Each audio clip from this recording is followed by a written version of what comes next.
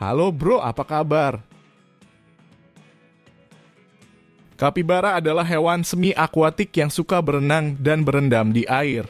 Mereka memiliki kaki yang berselaput, mata, telinga, dan hidung yang terletak di atas kepala, serta paru-paru yang besar untuk menyelam. Kapibara memiliki suara yang bervariasi seperti desahan, dengusan, teriakan, dan nyanyian. Mereka menggunakan suara ini untuk berkomunikasi dengan anggota kelompok lainnya, mengekspresikan emosi, atau menandai wilayah. Kapibara memiliki kelenjar bau di bagian atas hidung yang disebut morilo. Kelenjar ini menghasilkan cairan berbau khas yang digunakan untuk menandai tanaman atau benda lain sebagai tanda wilayah atau identitas. Pejantan dominan biasanya menandai lebih banyak daripada betina atau pejantan bawahan. Oke, sekarang waktunya berpikir keras. Kapibara adalah hewan herbivora yang memakan rumput, daun, dan tanaman air. Kapibara membutuhkan cahaya matahari untuk melihat makanan mereka dengan baik. Selain itu, kapibara juga bisa mendapatkan vitamin D dari sinar matahari yang bermanfaat untuk kesehatan tulang dan gigi. Kapibara adalah hewan sosial yang hidup berkelompok. Kapibara menggunakan suara, gerakan, dan bau untuk berkomunikasi dengan anggota kelompok lainnya.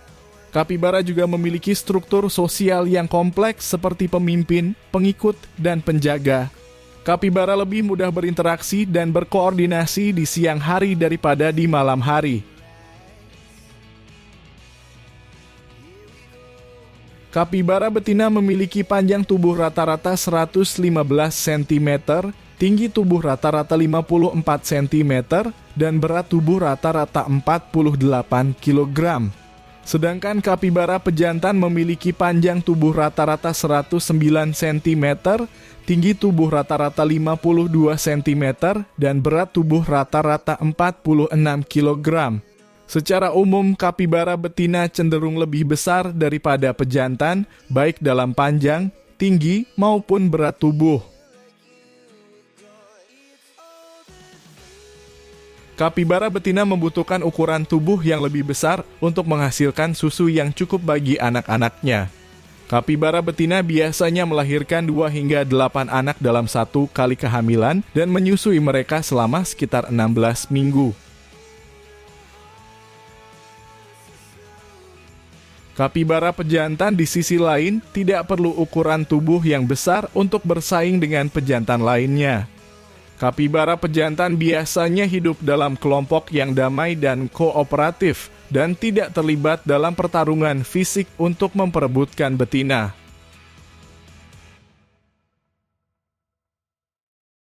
Kapibara memiliki bentuk badan yang mirip dengan babi, tetapi lebih ramping dan berbulu.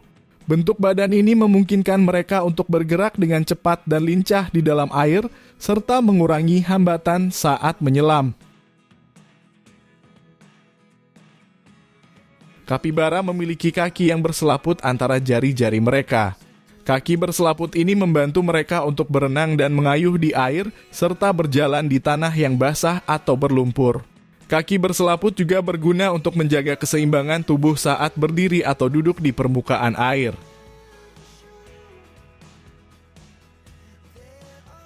Kapibara memiliki mata, telinga, dan hidung yang terletak di atas kepala. Anatomi ini memungkinkan mereka untuk melihat, mendengar, dan bernapas saat sebagian besar tubuh mereka berada di bawah air. Mata kapibara juga dilengkapi dengan membran transparan yang melindungi mata dari kotoran atau benda asing saat menyelam. Kapibara memiliki paru-paru yang besar dan kuat.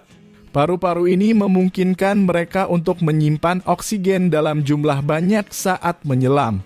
Kapibara dapat bertahan di bawah air hingga 5 menit tanpa perlu naik ke permukaan untuk bernapas. Paru-paru juga membantu mereka untuk mengatur suhu tubuh saat berada di air, dingin atau panas. Kehidupan sosial kapibara sangat penting bagi kelangsungan hidup mereka. Mereka hidup berkelompok untuk melindungi diri dari pemangsa, mencari makanan, dan merawat anak-anak mereka. Mereka juga memiliki struktur sosial yang kompleks dengan pemimpin, pengikut, dan penjaga.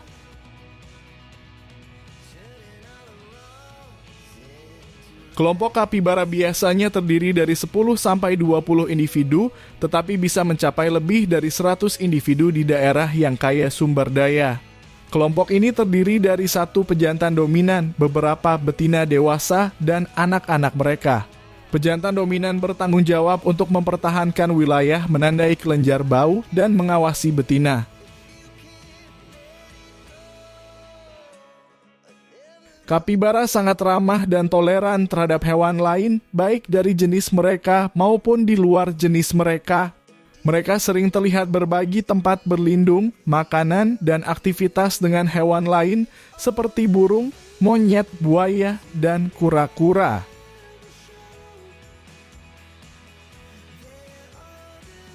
Salah satu alasan mengapa kapibara bisa berteman dengan hewan lain adalah karena mereka memiliki sifat yang tenang dan tidak agresif.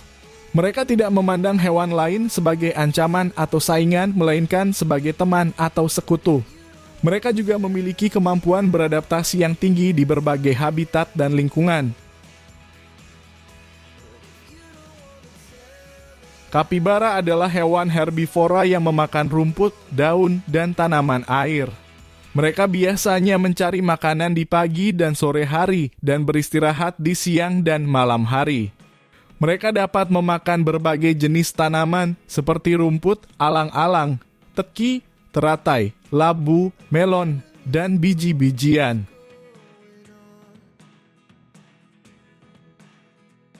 Kapibara juga termasuk hewan koprofagus, yaitu hewan yang memakan kotoran mereka sendiri. Hal ini dilakukan untuk mencerna nutrisi yang tidak terserap sebelumnya, seperti protein dan vitamin B.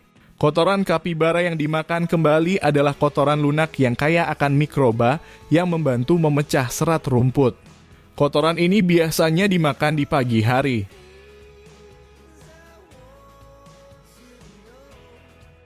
Kapibara memiliki gigi taring yang terus tumbuh sepanjang hidup mereka. Gigi taring ini berfungsi untuk mengunyah makanan mereka dengan baik, terutama tanaman yang keras dan berserat. Gigi taring ini juga digunakan untuk mempertahankan diri dari pemangsa atau pejantan lainnya.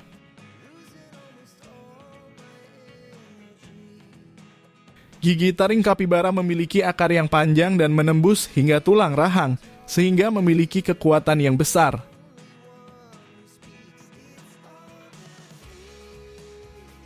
Jangan lupa untuk like, komen, dan subscribe channel kami. Sampai jumpa di video berikutnya.